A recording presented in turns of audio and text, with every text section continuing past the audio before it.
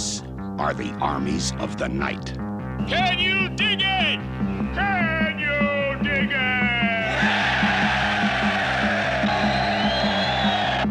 it? The Furies. The Boppers.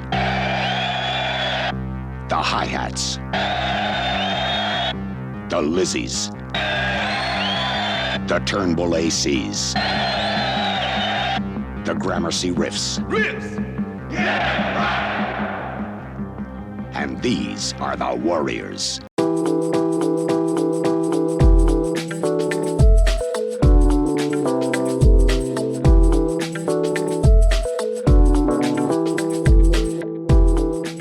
Coming to you live from the land of pleasant living, it's Lucky Paper Radio. I'm your host, Andy, and I'm here with my co-host, Anthony Dark LSV Maddox.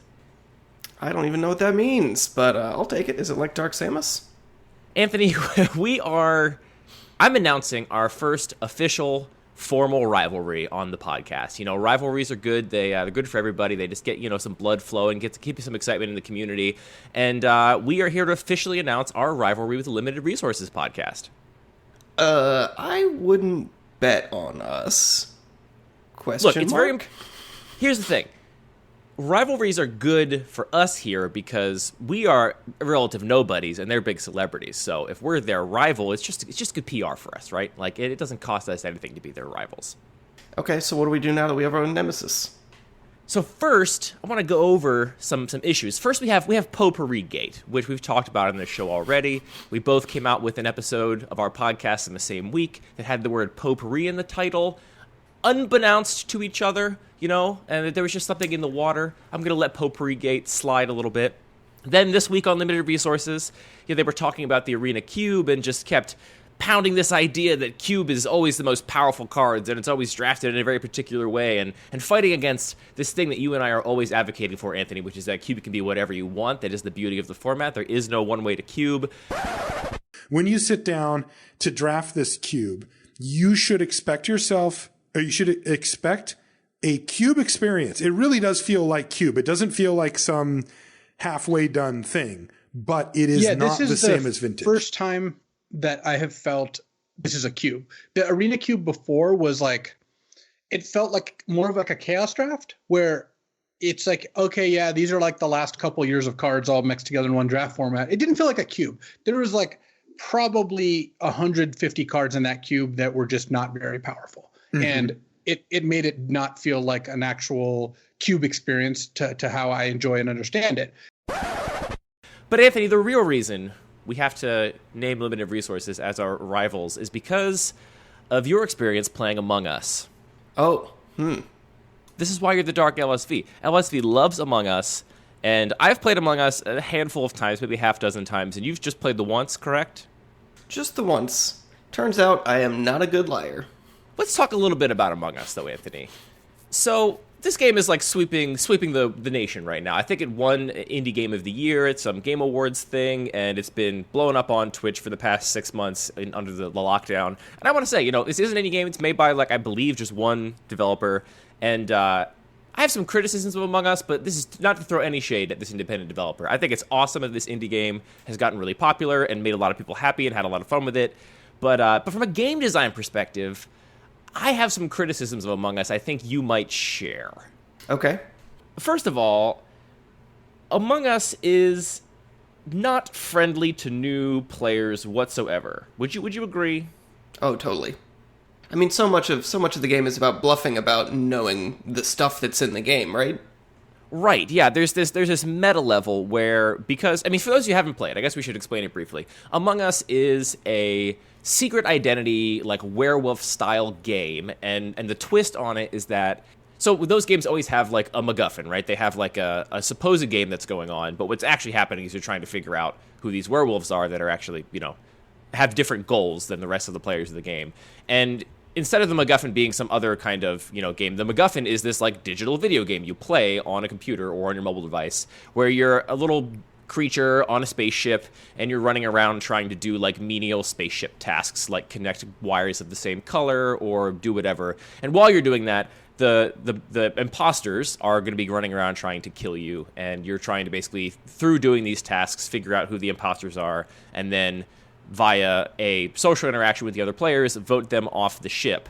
But because the MacGuffin game, the running around this spaceship and doing little tasks, is something that you have to learn and get experience at before you know what's going on, new players oftentimes it takes I think a fair number of rounds before you can even really play with an experienced player, because you're just trying to figure out how to run around the ship. You don't know what any of the tasks are, you don't know how the map works, and you're trying to figure all these things out, which means that it's really difficult for players that are new to kind of just jump in and start playing. Yeah, totally. And as a new player, I definitely felt I just wasn't able to play the game because I wasn't able to bluff along those lines. And then, because what happens is, when you find a dead body or somebody calls an emergency meeting, everybody gets together and can talk. Under the normal circumstances of the game, you can't actually talk to the other players. When these meetings are called, it ends up inevitably being about, well, what were you doing? What were you doing? Try and, point fingers about who's doing what and what tasks are being completed. And if you haven't played the game much, you're completely ill-equipped to bluff about doing tasks because you don't know what the tasks are. And a more experienced player will be like, actually, you don't destroy the asteroids in that room, so you're clearly an imposter, which is I think it's a crappy gameplay mechanic that you have to basically learn this map, backwards and forwards before you can really play against somebody else, because you're just going to be basically called out explicitly for your inexperience. That will basically be the reason that you are untrustworthy. I mean, even worse and maybe more embarrassing is maybe someone's the imposter, and they stumble across what they assume to be a blue bone-in ham, and they're pretty confused about what's going on, and then they get accused of being the imposter correctly, and that doesn't work out great. Yeah, that's the other thing I think is I think the game is overall cute. I really love games that embrace a naive or very simplistic level of graphics and just kind of go all in for it. I'm into that aesthetic, but that is another element of this game that you have to learn, which is that these little sprites look different ways, and you might not know what a body looks like when you're first playing, because they look different depending on how they were murdered, and you have to try and figure out what's going on.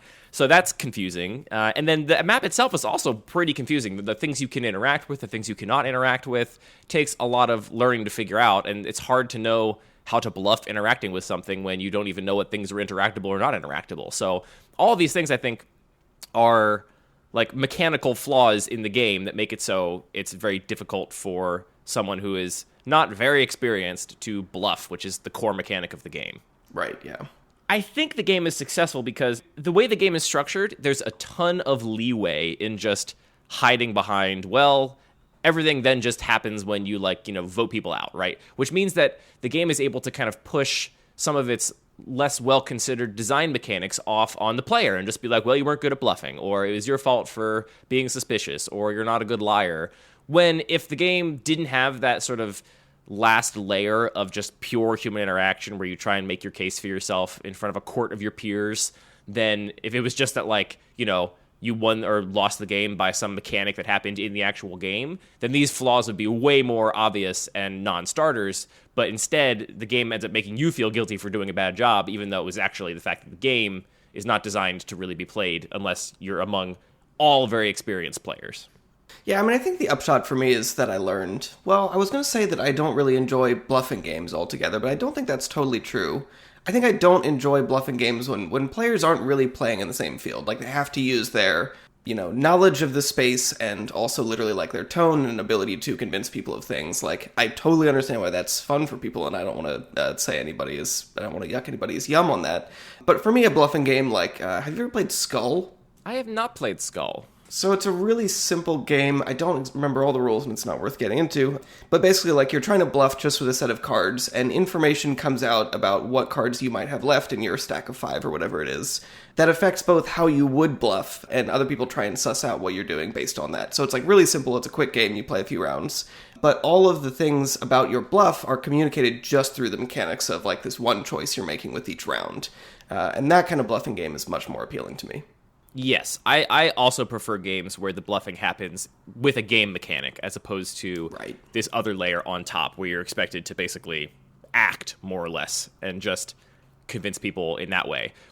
I mean, all this is just to say that when I saw all this sort of hubbub around Among Us, I heard everyone that loved it. It was like, trending, and everyone was in love with this game. LSV on Limited Resources talked about how great of a game it is. And then the first time I played, I was like, this game is much worse than I expected it. It's not actually, I don't think, a very well-designed game. I think it is, the core idea is still pretty brilliant. The idea of taking a hidden identity game to a digital space. This is the first implementation of that I've ever seen, and so I think that is maybe what has people compelled by it. But I've played a lot of hidden identity games, like your werewolves, your resistances, your Two Rooms and a Boom, your secret Hitlers, and all of the ones I've played in paper I think are much more well-considered game design examples than Among Us, which to me is kind of a hot mess that is fun because actually it's just fun to have a social interaction with your friends on a video call, not because it's actually a well-designed game.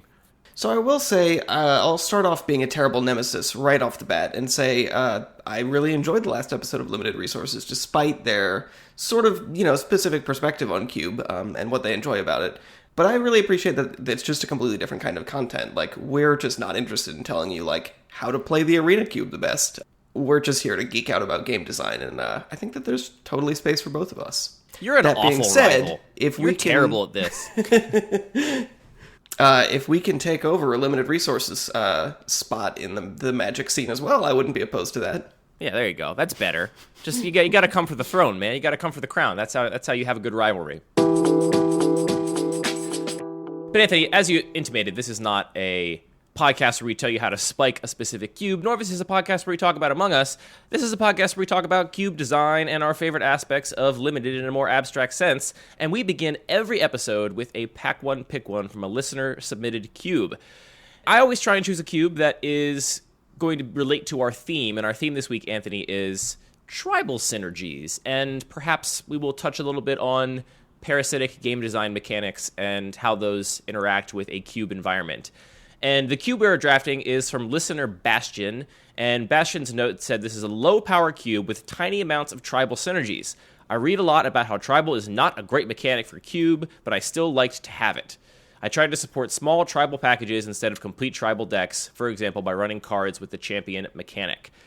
So we're going to do a Pack One Pick One from this cube, and that will lead into our conversation about tribal synergies. So I'm going to read the pack, and then Anthony is going to tell us what cards he is considering for his Pack One Pick One. The pack is Fanatical Firebrand, Adanto Vanguard, Standstill, a card I really, really like and would love to fit into a cube someday. Rude. Legion's Landing, Talisman of Curiosity, Unclaimed Territory, The Birth of Meletis? How do you pronounce that, Anthony? I just don't. Okay. Executioner's Capsule, Mantle of the Wolf, Smuggler's Copter, Raging Regisaur, Pillar of Flame, Temple of Mystery, Electro Dominance, and Venerated Loxodon. That is the pack. Anthony, what are the cards that are jumping out at you? I think I can finally say this seems like an easy one. I think Smuggler's Copter stands out for me as number one by a pretty far margin. Behind that would be Talisman of Curiosity, and then I think after that, Adanto Vanguard and Electro Dominance. Maybe Mantle the Wolf, but that's my stack. I agree that Smuggler's Copter looks really, really good here, and I'm going to be pretty happy to take that first. Not just because it's maybe the most powerful card in the pack, but it is colorless. It is a genuinely open pick. It will go in any deck with creatures in it. And from this pack, it looks like there will be quite a few decks with creatures in them. So yeah, I'm pretty happy to take Smuggler's Copter. In more powerful cube environments, I think as the cube power level just goes up and up and up, Talisman of Curiosity gets closer and closer and closer to being as good as Smuggler's Copter. And I think in some environments does pass it. Eventually, if the cube has tons of degenerate strategies that don't include creatures, if you're playing Storm, if you're playing combo decks, that kind of stuff, then I do think that Smuggler's Copter becomes a less open pick, and something like Talisman that allows you to ramp and fix your mana becomes a higher pick. But given the rest of the cards in this pack, I don't think this is an environment where there's going to be a lot of creatureless, degenerate strategies. So Smuggler's Copter is where I am going to start as well. Easy. There you go. So we heard from Bastion that this cube has some light tribal synergies, and the only kind of evidence I'm seeing of that from this pack is Unclaimed Territory certainly is kind of a big flag pointing to some kind of tribal synergies. That's the land that when it enters the battlefield, you choose a creature type, and it can add a mana of any color only to cast creature spells of that type, or just add a generic mana if you want. Kind of it's still a very good card, but it is basically a strictly worse version of Cavern of Souls. Yeah, that's kind of the only thing here that jumps out to me as like, this is a cube that cares about tribals. Is there anything that jumps out at you? Not as much in this pack, but I have to say, just like from a high level, I really, really appreciate this sort of perspective on tribal. And it's pretty close, actually, to how I approach it in my own cube as well. Maybe a little bit lighter-handed. But it seems like basically there's just a couple little seeded payoffs that you don't necessarily need to be all in. But if you have, for example, Adeliz the Cinderwind or some of these elf payoffs, you might just end up changing your sort of pick order just a little bit. And I think what's key to making that work in this context is if you're in blue-red, like blue-red spells, Adeliz has a pretty high floor, and so just adjusting your pick order a little bit to try and get a little more wizards going on is not like totally warping your draft around it. Yeah, I can see here from looking at the cube list that Bastion has helpfully tagged cards that he believes to be synergy cards with a sort of pink tag. So just looking at the list visually, the cards that are here for synergy reasons jump out as being pink, which I think many of these are the cards that would fall under some sort of somewhat tribal synergy. So it's helpful to kind of have that to sort of scan the sort of thing and look. I agree. I think this approach to tribal is totally fine. I felt a little bit bummed that Bastion said in his email that he reads everywhere that tribal is not great for cube, because, Anthony, as we always beat this drum, there is no such thing as a thing that's not good for cube across the board. Your cube is your cube, and you can do it however you want, and I certainly believe there are many, many, many ways to implement a tribal effect in cube very successfully with a wide variety of goals. So I would hope that people are not discouraged from including things like tribal synergies because they read people slagging on it everywhere. Yeah, I mean, I think the most important thing to always keep in mind, both when you're giving and receiving feedback about a cube, is the why. If someone says, this is bad in cube, take that, just like limited resources grade ratings on cards, don't take that as a whole story. Say, well, why is this, challenging? What are the issues with it? And what's the actual kind of gameplay it leads to? And you might just say, well, I don't care about that. That's something that is not unfun to me. Or, that's a problem, but there are ways to mitigate that. So definitely don't ever take things and try to present feedback on a cube in a way that gives you that context so you know how to interpret it. Yeah, and I'll say on the other side, don't say things are bad in cube. That's not a phrase that makes any sense. That's like saying, this card is bad in Magic. It's like, well, what kind of Magic are we talking about here? Like, there's all kinds of different ways to build a cube. And I think maybe what you're responding to is that a lot of cube designers don't prefer tribal synergies for reasons we'll perhaps get into, but you just can have different values. That's the beauty of Cube, is we are not all doing one format. We are doing our own takes on what Magic is, what's interesting about it to us. So follow your heart. I think that kind of wraps it up, right? All right, thank you, Bastion, for sending in your cube for a Pack 1 Pick 1. If you want to have your cube on Lucky Paper Radio, just like Bastion, you can mail it to me at mail@luckypaper.co and include your name, how you want to be credited, and some pronouns, and we will put it on our list of cubes to do in the future. How do you want to start, Anthony? Should we give what I think is the broadly accepted attitude towards tribal synergies in Cube that I think Bastion was hinting at with their question? The other way we could do it is try and do a little compliment sandwich and start with what's so great about tribal. If you'd like to do it that way, go for it.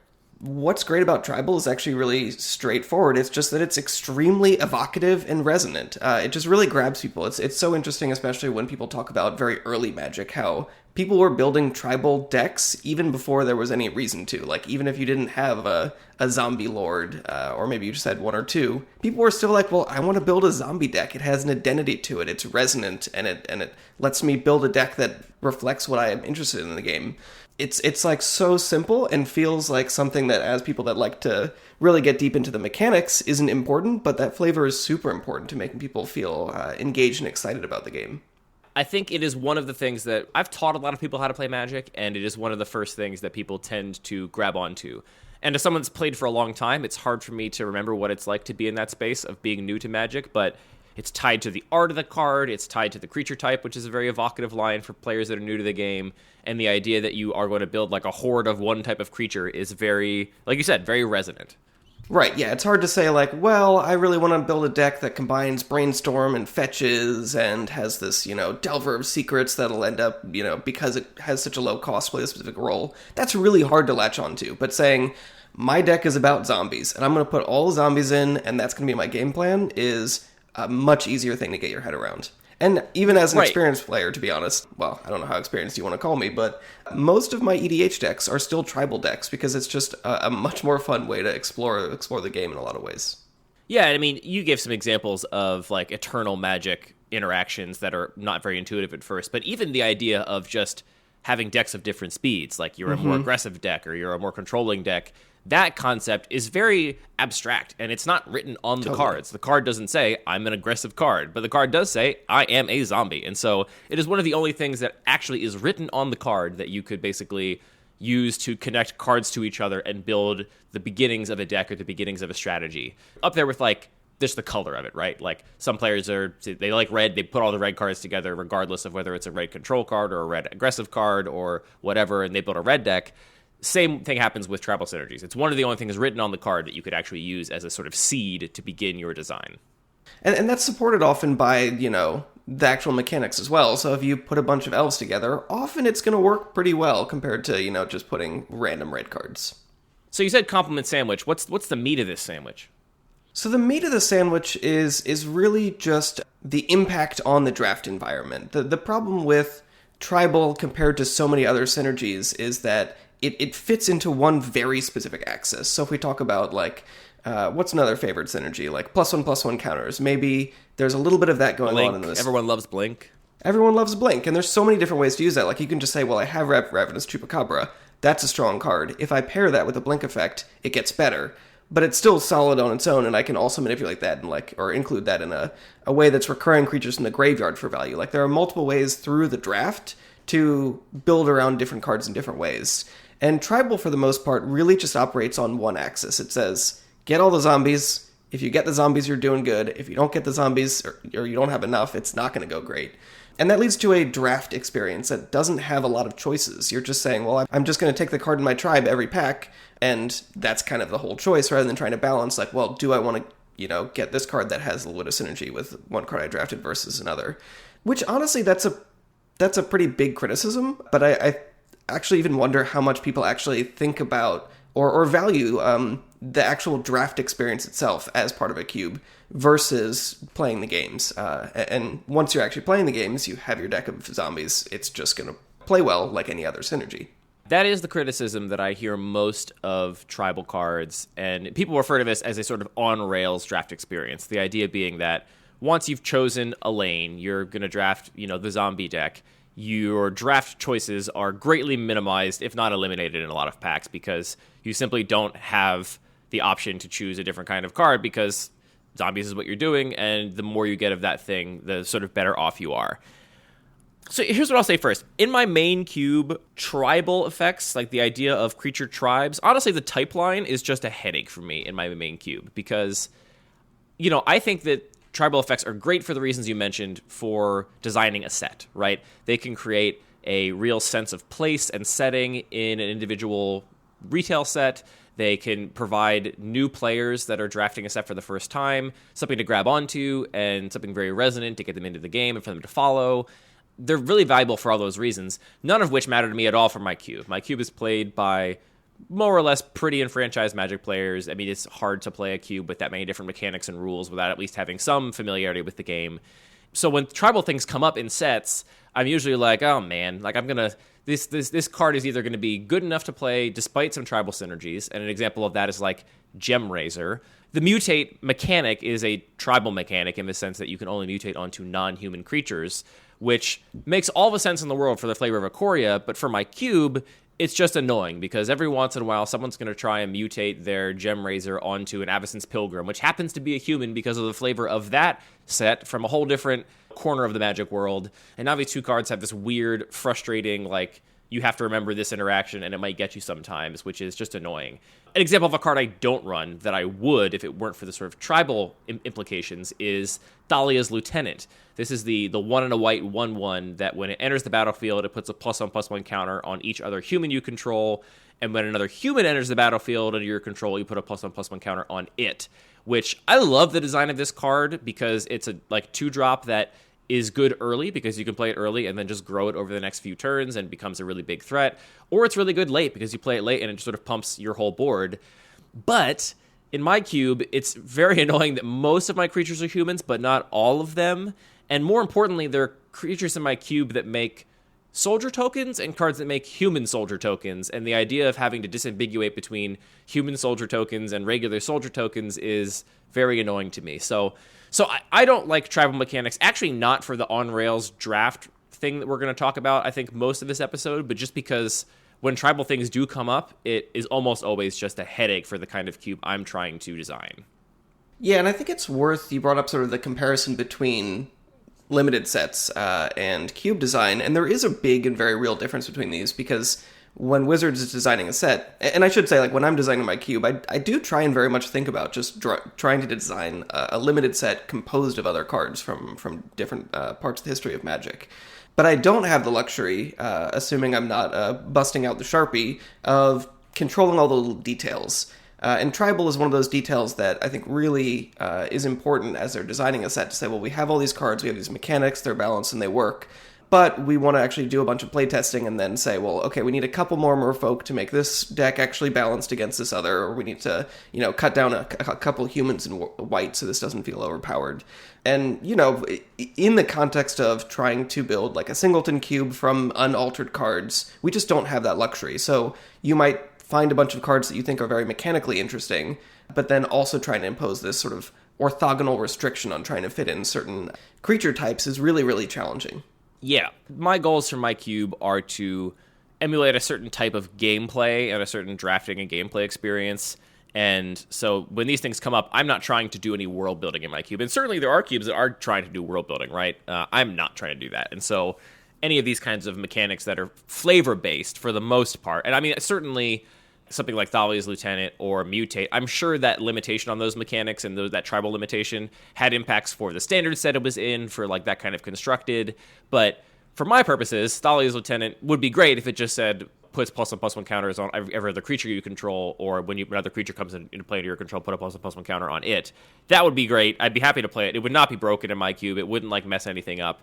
But yeah, because it doesn't, I just don't play it because I'm not interested in causing all these little headaches and frustrating interactions with creature types.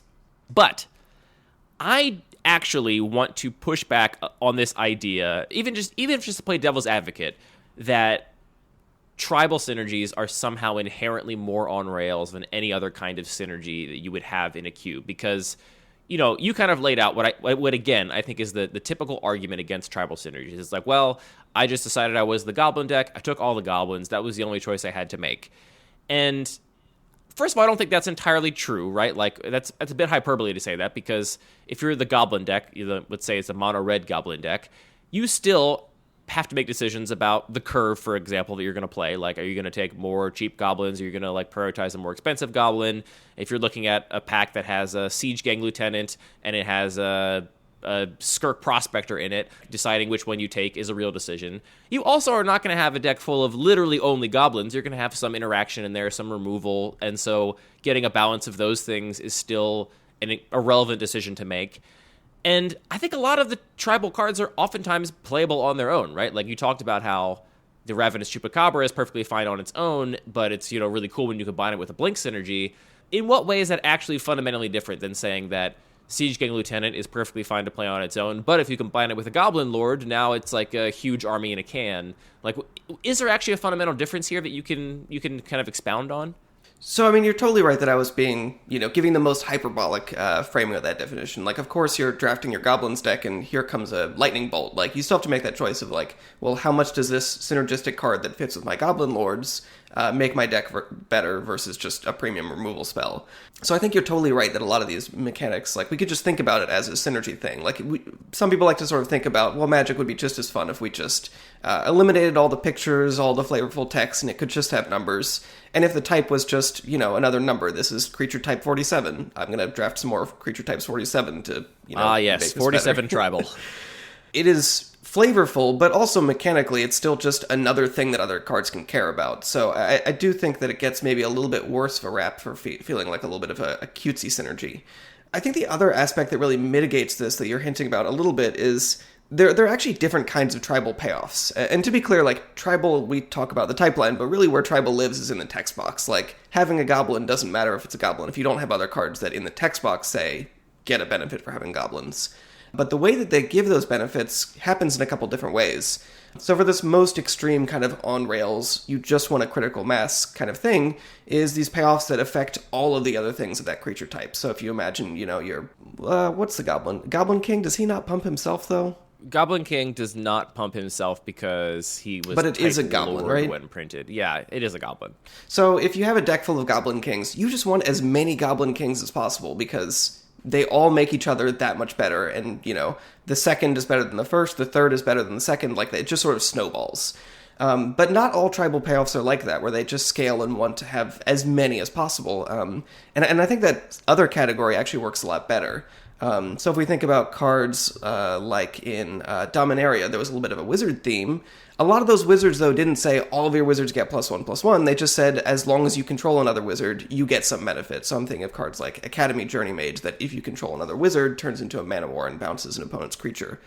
I'm lying about that. It gets a cost discount and always does that. But regardless, the idea is you aren't just putting as many as possible. It's just you need to find that balance, that critical mass. And I think that kind of space gives you a lot more interesting space to make those choices of, well, how many wizards do I really need versus taking this powerful interaction or just a better creature.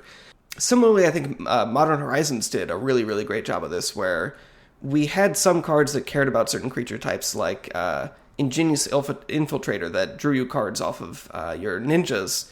But it itself was just like such a powerful package on its own. It wasn't like you had to go out of your way to really make it a broken card.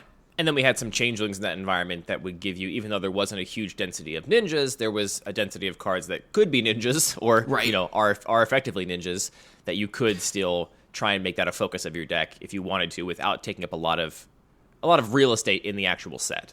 Right, and so actually, to go deeper on Modern Horizons actually did something very sort of weird and unique with Tribal, where there were these tribes that mattered. So there were, what were there? Ninjas, at least. There were a couple goblin payoffs. Slivers was a big thing.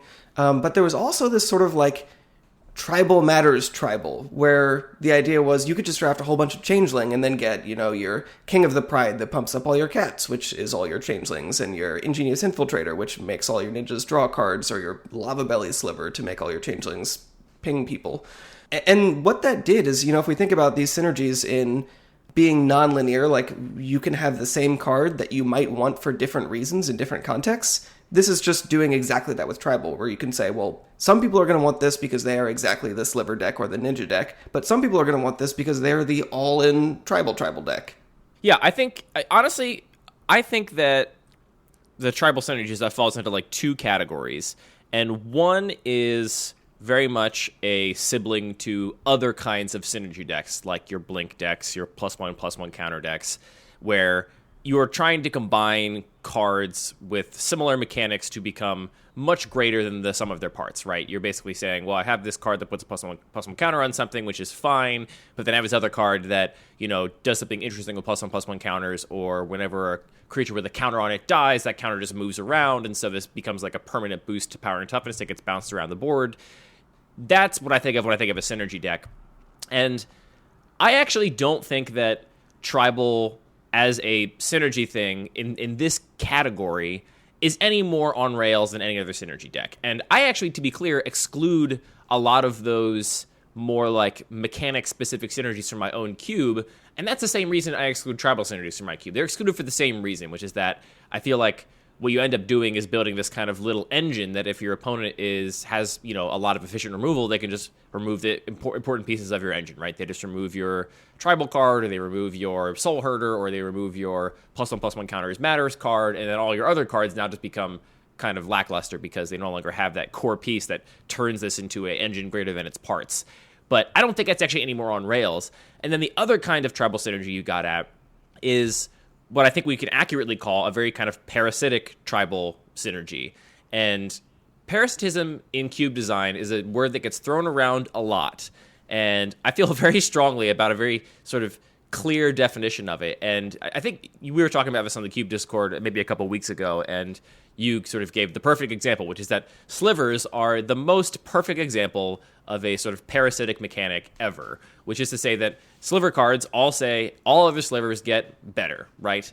And so the impact that has on the draft is that if you're playing a sliver deck and you're imagining that you are designing the cube and you're trying to make it so the pack has lots of viable picks, right? All the cards are within a relatively narrow power band.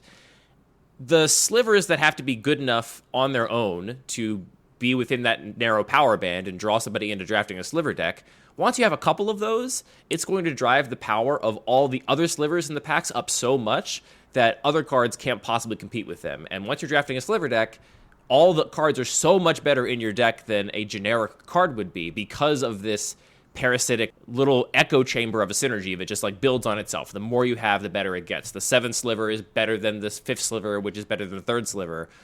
That was where you get that kind of snowballing effect where you have a truly parasitic mechanic, right? It's a mechanic that encourages you to take more of the exact same thing, which is how I think define a parasitic mechanic as it pertains to cube design. And that is where I do think it's worth being aware of when that happens. It's worth noting that I do include parasitic themes in my cube because most aggro, like really dedicated one-drop aggro, is fundamentally parasitic. No single one-drop can just be, well, very few single one-drops, your Thraben Inspector is excluded, can just be dropped in a random mid-range deck or a random control deck and be even remotely playable.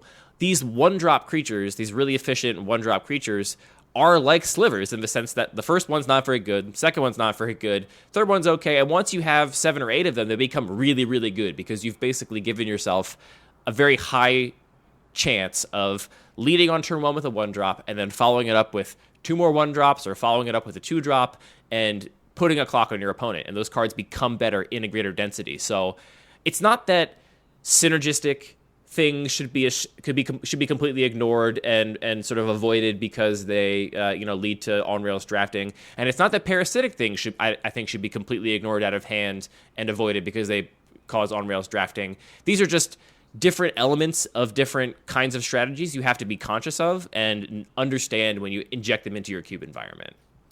Yeah, I think that's a really good point that, like, even though we're caring about different parts of the card, whether it's the type line or, the cost versus power and toughness, these kinds of, like, ways that the draft actually pans out can still happen in those different parts of the card. Right. I think another way to think about it is, maybe we could label these like the threshold cards where you have a tribal synergy and you just need to get a certain density of them before it starts becoming unnecessary, and the sort of all-in, like all 1-drops or all Goblin Kings deck is really that you just have diminishing returns. So if you have Goblin King, there's no diminishing returns on taking more goblins, but if you have your I just need one other wizard card, you start to think like, well, actually, is it worth taking this worse wizard over this slightly better card that's not a wizard? And there's a tension there that's actually positive in that it makes you make interesting decisions during the draft. And that's very similar to, if you have your like mid-range deck and it has no removal yet, like has too much removal, there's diminishing returns on how much removal you can put in a deck without having any threats. And I think that tension is actually the same. Saying it out loud, like, the aggro 1-drops do get better in multiples, and they are kind of unplayable in isolation. And I would argue it's a similar effect with, like, 1-drop mana dorks, for example. Like, if you can't draft a deck that can reliably have early ramp, and then therefore play 4s and 5s that it might not otherwise play if it only had 1 or 2, 1-mana dorks, then that 1 or 2 mana dorks in your deck that can't actually afford to commit to that strategy just become kind of RNG. It's like, well, did you have it or not? And if you had it, fine. And if you didn't, then you still have to have a deck that works in the absence of those mana dorks. And there's other things like this, I think, in Cube. Like you mentioned, like the removal, like you need a certain density of it. That's true of all the things, right? Like you can't have a deck that's full of just 1-mana mana dorks. Like it's not like they get better and better to no limit, right? Because a deck full of just Llanowar elves literally just plays mana dorks and then scoops when you play a 2/4. You play a bear and now you can't possibly win because all your 1/1s can't get through. And the same is true of aggressive 1-drop creatures too. I mean, they're very good. I will play a very high density of them in most of my aggro decks, but I want 2s and 3s. I want some equipment. I want some removal. Like I will at some point stop taking them and take other things over them. And so this is all kind of a spectrum. And so maybe even like, now that we're talking about it out loud, I do think that's a much better and more useful definition of parasitic than, I see some people just use parasitic to refer to any narrow card. Like someone will call a Wrath of God parasitic to control. And it's like, that's just a narrow card. It's a card that only goes in a certain type of deck. That doesn't mean that once you take Wrath of God, you have to take more of the exact same kind of thing. It's a very different kind of impact than taking an aggressive 1-drop creature. But maybe it's like more just understanding where these things land on that spectrum, right? Like how much is your future draft decisions limited by taking a given card?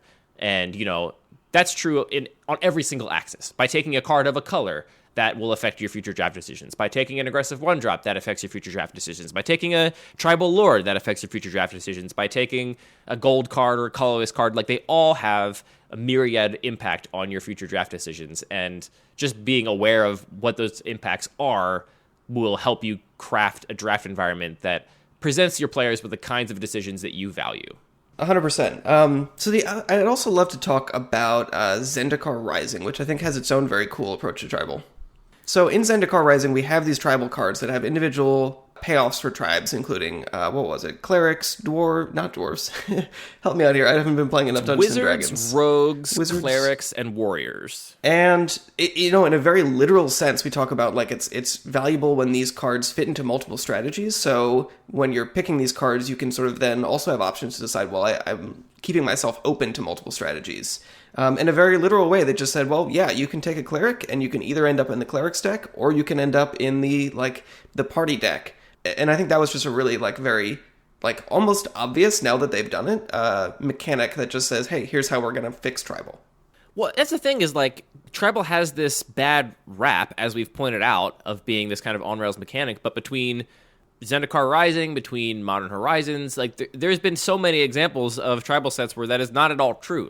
I almost think that there was maybe a couple sets, ages ago that were extremely on rails, and then since then people were just like, oh, tribal mechanics on rails, never fun, the worst. When in actuality, maybe it was just a bad implementation of that mechanic, or an implementation that didn't have the sort of open draft decisions that we like. I don't think this is fundamentally different than any other kind of mechanic you could put on a card.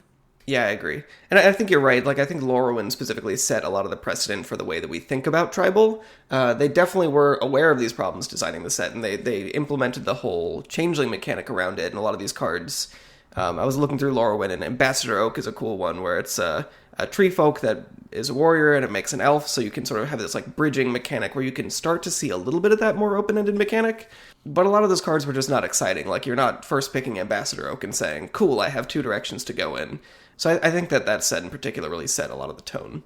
But people do love Lorwyn Draft, right? Am I wrong about that? I thought that set is remembered very fondly.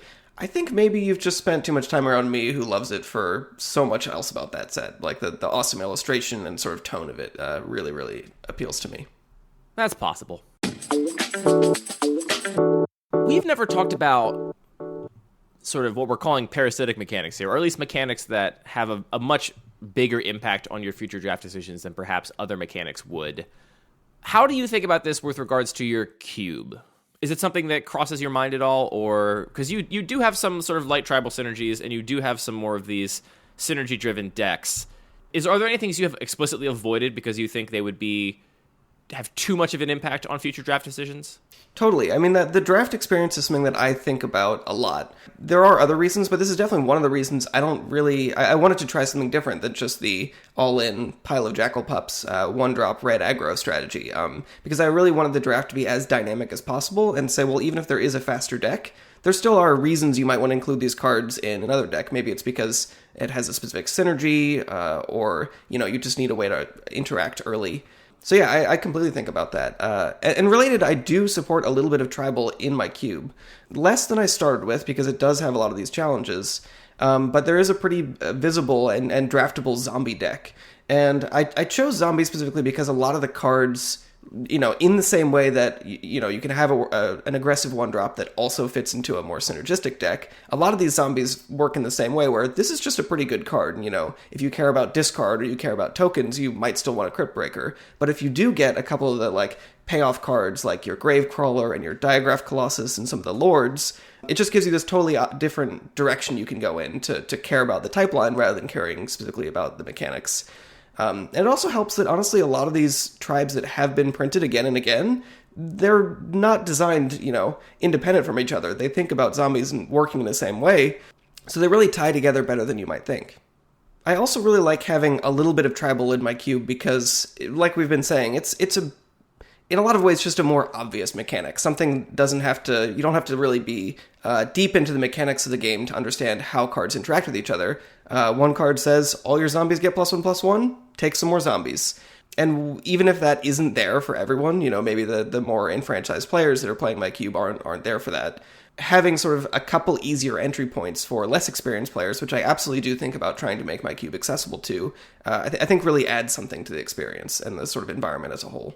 Yeah, I mean, it's just another thing that you can connect between two cards, right? Like, it's the same as saying, well, I don't really have an artifact deck per se, but it's cool that I have, Saheeli from War of the Spark and, a Whirler Rogue. And so now I've got, these things that make some artifacts, but are also totally playable on their own.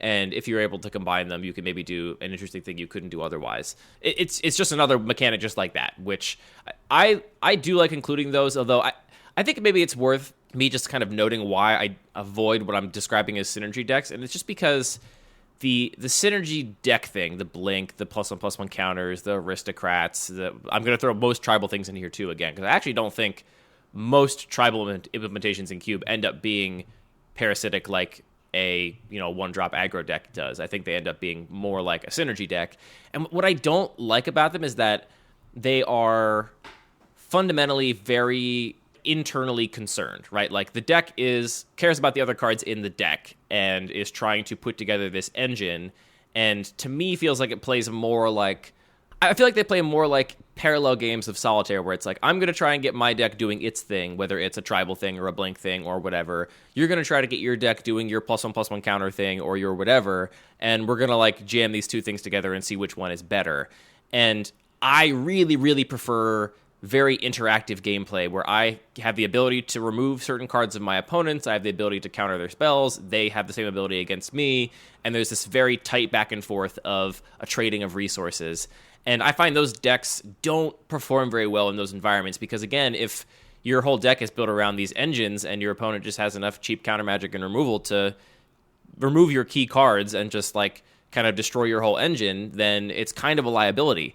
So the kind of gameplay that is encouraged by drafting a deck with internal synergies is not what I'm going for in my cube. I really want cards that care more about what the opponent is doing in positive or negative ways than care more about what you yourself are doing and trying to sort of draft a strategy that relates in that sense.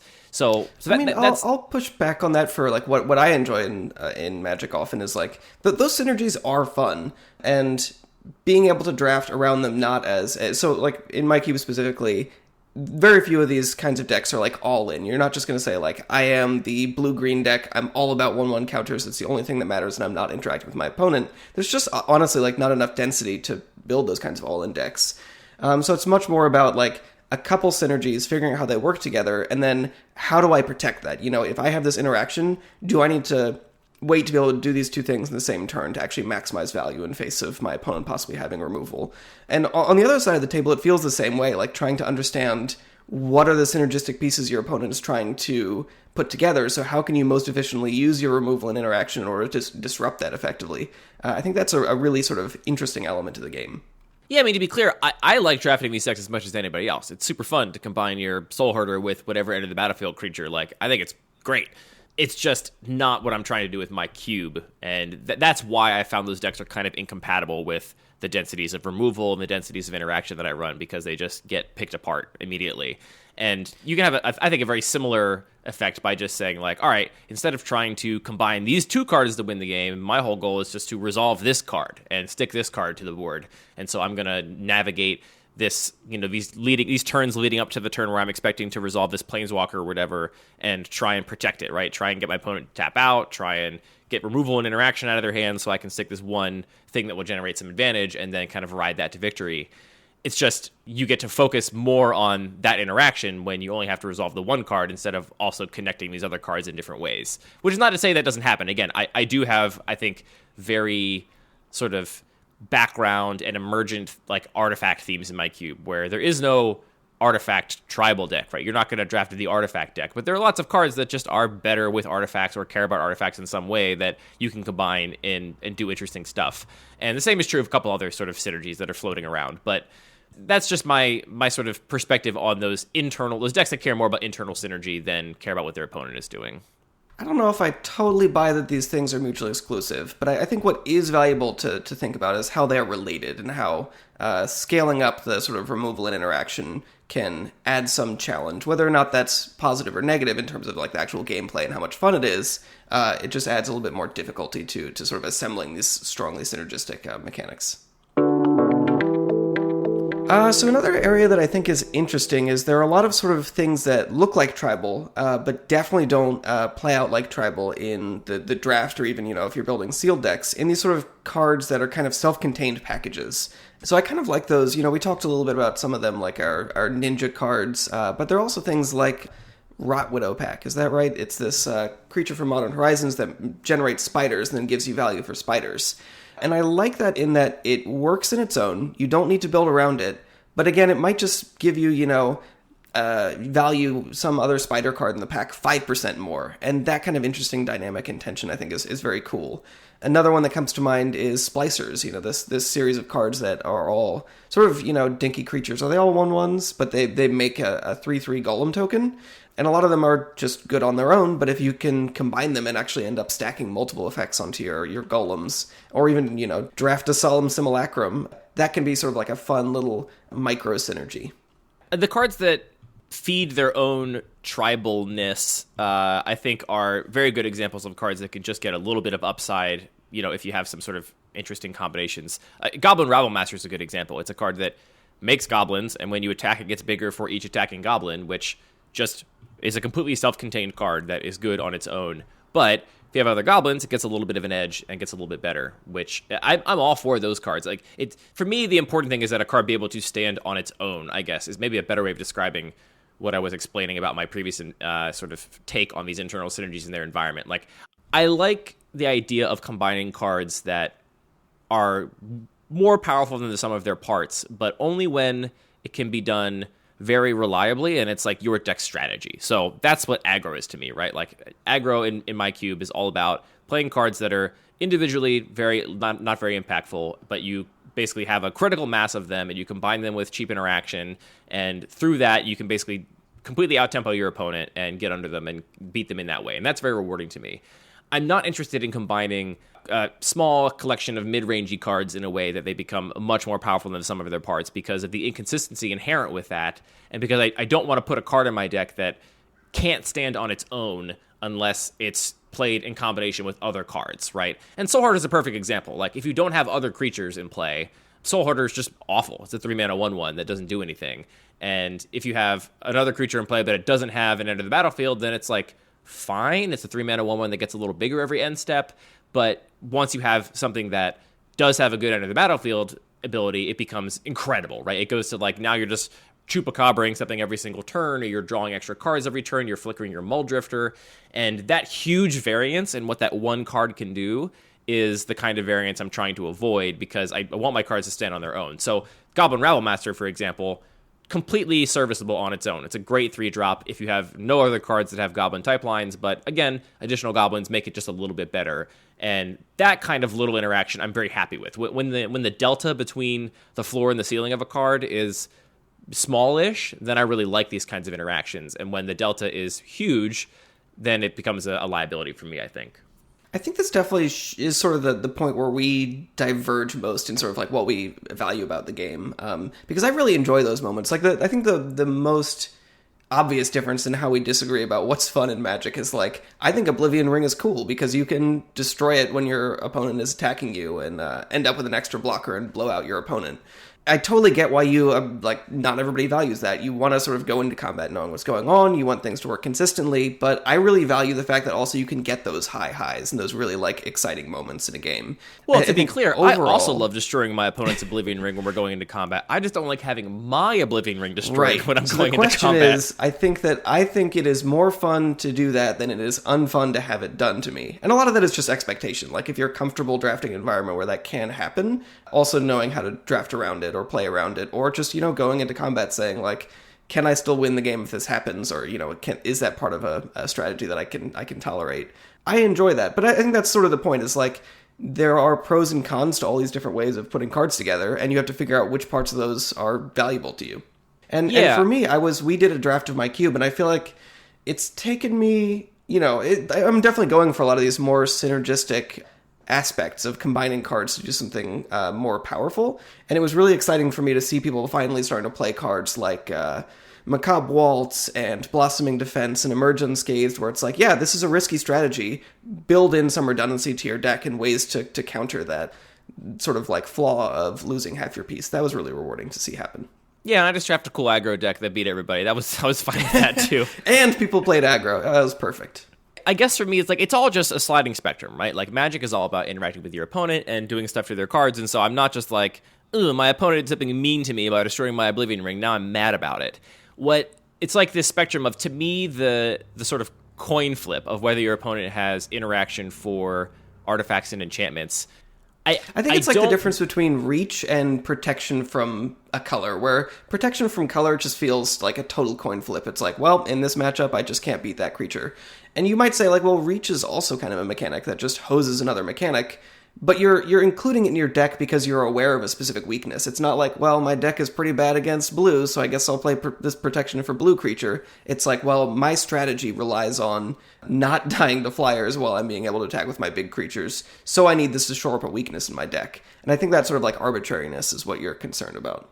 Yeah, and it's like, and honestly, to me, Oblivion Ring might as well effectively have protection from black and blue. I mean, I guess you could bounce it in some environments, but there's colors that just don't interact with artifacts and enchantments. So, or I guess protection from black and red, because red can't touch enchantments. So that might as well be, if you're playing this matchup, this is just a, like, much better Vindicate that can't hit lands, right? It just exiles anything for 3 mana. It's really, really, really, really good removal. And then when you're playing against your green opponent, it's just kind of a liability. Maybe you have to side it out if they have enough just incidental artifact and enchantment removal, because now your removal doesn't do the thing that you ostensibly wanted it to do. So for me, it's just a really wide swing, and especially for a kind of card where it's like, I'm playing this card because I want to be able to stop my opponent from doing their thing, and sometimes it just literally won't work. Like, it just won't do it at all. It'll be like, a disadvantage for me to play this card.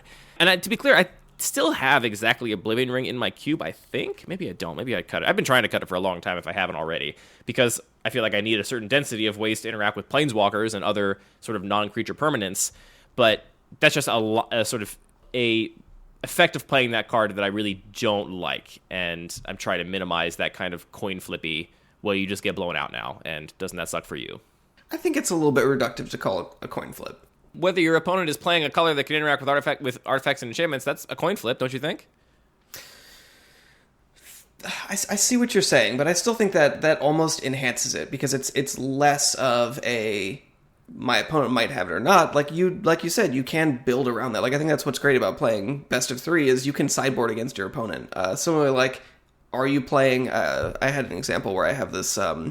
Target creature gets +3/-3, and it's an instant, but my opponent's playing green, and I was very glad to cast it on my turn, even though it's an instant, because if they cast their Blossoming Defense, I was taking 7. So, like, the fact that you can play these cards differently based on you having a little bit of information about what your opponent could have, I think actually just enhances the gameplay. Yeah, I guess for me, it's closer to, like, Autumn's Veil, almost, which, is a card that is literally uncastable if your opponent isn't playing blue or black, but if they are playing blue or black, is incredible. And that's further up this spectrum, right? Like, if that's one end of this arbitrary coin flip spectrum, and the other end is like a card that is exactly the same no matter what, just like, I don't know, a bear, a grizzly bears or whatever, then for me, your Oblivion Rings are just too close to that side of like, well, if they have it, it's awful, and if they don't have it, it's very, very, very good, that I try to avoid as much as possible. Because it's not like you're pointing out these places where there's like interesting decisions that can come from that. Maybe you sideboard differently, maybe you like, play differently to the board if your opponent is playing a certain color, but it's not like the gameplay is devoid of strategic decisions in the absence of those specific ones. Like, you still have to make very interesting decisions about where to use your removal if your removal is very reliable. It's not like you have your really good removal spell and now all of a sudden it's just a no-brainer because they can't possibly disenchant it. You still have to make very careful, considered decisions about where you use it, how you sequence your plays, and those are the kinds of strategic decisions I'm trying to emphasize and just remove as much as possible. The oops, I got wrecked because of this thing I had no control over when I, drafted or built my deck. I took the only removal I could, which was this artifact and enchantment removal that was in the pack, and I played it, and I got wrecked.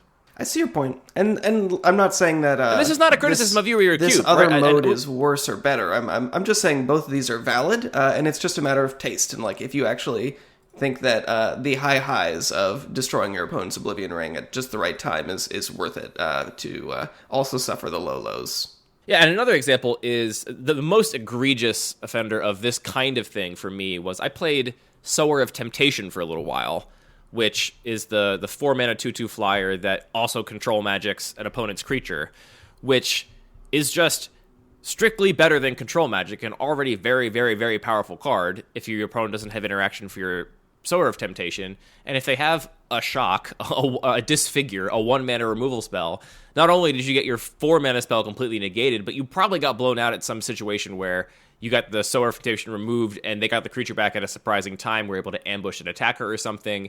On power level, if you were just saying like which cards are going to have the highest win percentage, Sower of Temptation is probably good enough for my cube, right? Because the times where you don't have an interaction, it's just a 4-mana blowout and you probably win the game.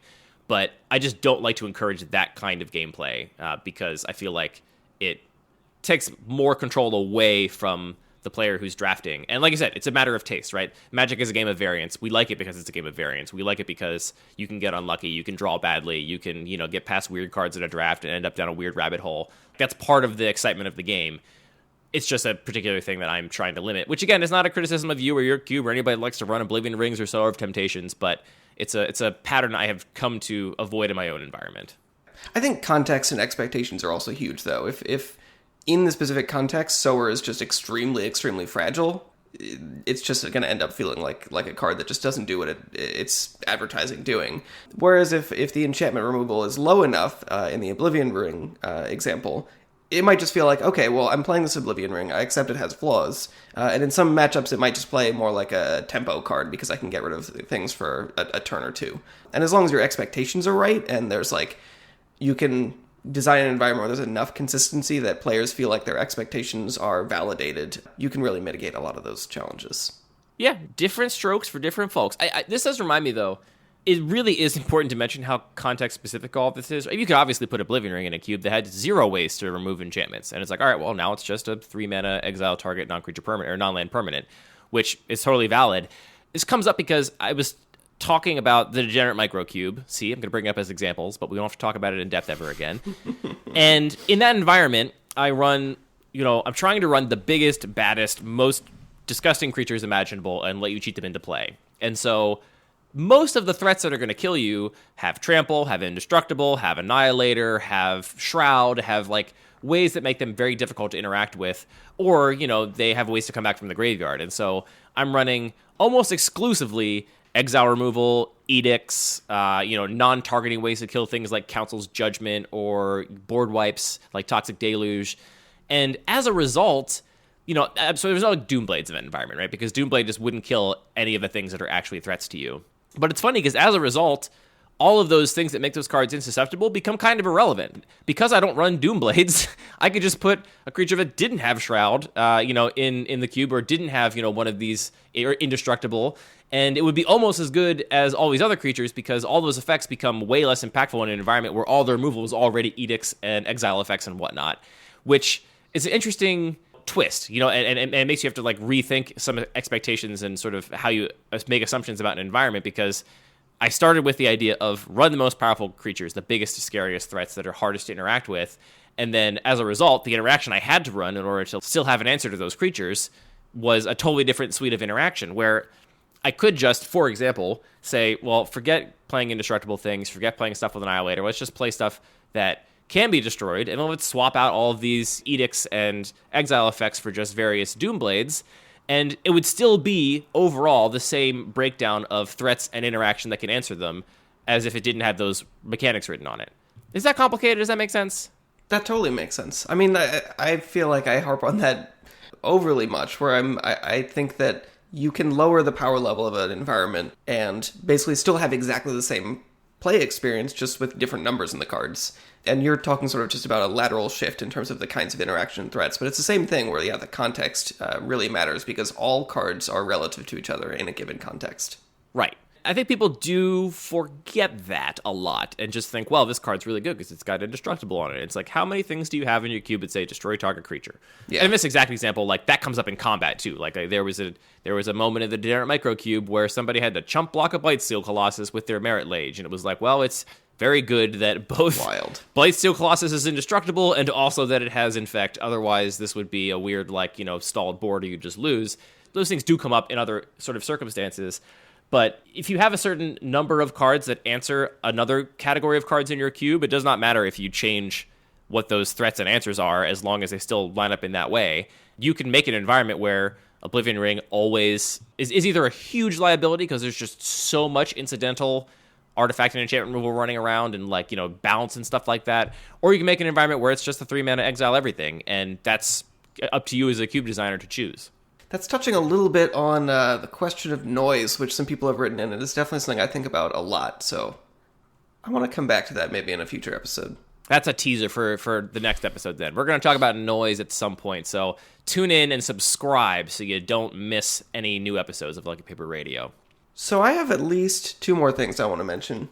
I just want to reiterate as much as possible, in case we haven't said it enough, there are some problems with Tribal and how it can kind of create these, all-in strategies where you're not having the most dynamic draft experience. But that's also just dependent on what you enjoy and what your play group is looking for. If you build a deck of, entirely just all in, here's all the tribes, we're gonna just all, green is all elves, red is all goblins. If you build that and draft it and have a good time, that's all that matters.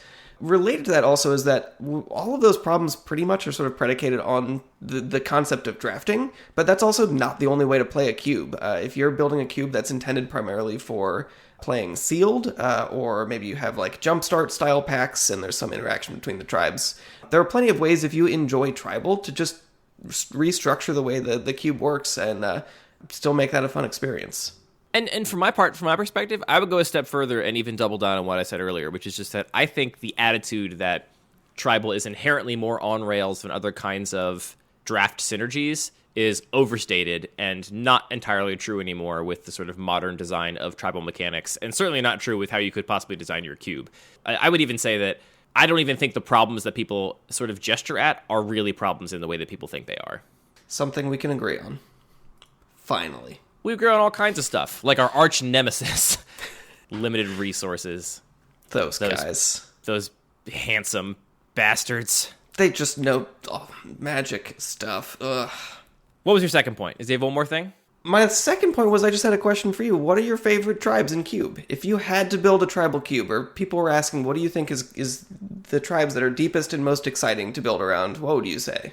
Well, so I actually got kind of interested in a Tribal cube when the party mechanic was spoiled, because I thought it was a really cool mechanic for tribes, and Wizards is probably, top 3 tribes for me in terms of not just the depth of support for it, but also the kinds of support for it. I really love spell slingery decks, and there's a lot of wizard cards that trigger when you cast some other kind of instant or sorcery spell, and I like the idea of the tribe not just being about run as many of these creatures as you can, but about having this sort of core of a certain creature type and class, and then it actually fits into a broader strategy of playing lots of cheap spells to do a bigger strategy. And so I did look a little bit into it. Unfortunately, I feel like Rogues was a little shallow to build a party cube where you also have these kind of separate decks, and you could have any kinds of overlapping numbers of these sort of synergies. Clerics was also a tribe I didn't really love the kinds of things that clerics did and how they interacted with each other. It wasn't particularly exciting.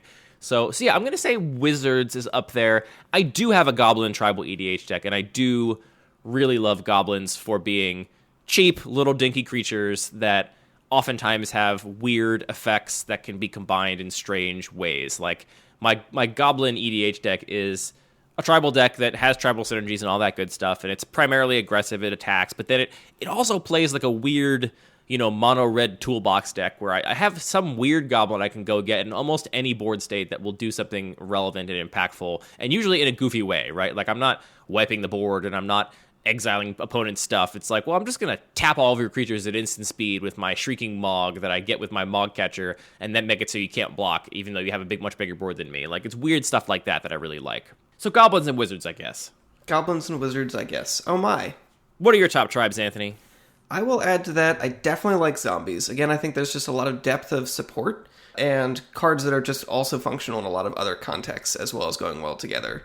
Humans are also very well supported, you mentioned. I think that's very easy to put a couple human payoffs in a cube and end up just with enough incidental humans that can become sort of an effective theme. And I have to give a special shout out to Druids, my all-time favorite tribe. I knew it. Could have sealed that in an envelope and written it down. We talk about how tribal is really in the text box, not on the type line. I don't know how many tribal payoffs there actually are for Druids, but all you need is Guildleaf Archdruid. It's fun to steal all your opponent's lands. It is. Highly interactive Magic. I'm going to interact with all of your lands by taking them. Every single one. And then I'm going to interact with them 100 times while I assemble a Helix Pinnacle. This has been Lucky Paper Radio. Thank you for tuning in. If you have a question for the show, email it to mail@luckypaper.co. And no one's taken us up on this yet, but you are also welcome to email a little voice memo you record on your phone of you asking the question, and maybe we'll use that audio on the show, with your permission, of course, to actually have other voices being blasted through our airwaves. All of our music is produced by DJ James Nasty. Thank you out there in listener land for listening, and thank you, Anthony, for talking about Magic and tribal synergies with me. Happy holidays. Keep it. Oh yeah, this is our holiday episode. We didn't talk about that at all. Anthony, favorite holiday themed cards, go. Stalking Tiger, go. Top deck the halls. Decorated Humbug. Knight. Decorated Knight is actually my favorite one. That one's so cool. I wish we could break it in Cube. Tomorrow we might I love want the to appeal adventure some mechanics. rulings. I can't wait to go back to the adventure mechanic. What a great mechanic. It's so good.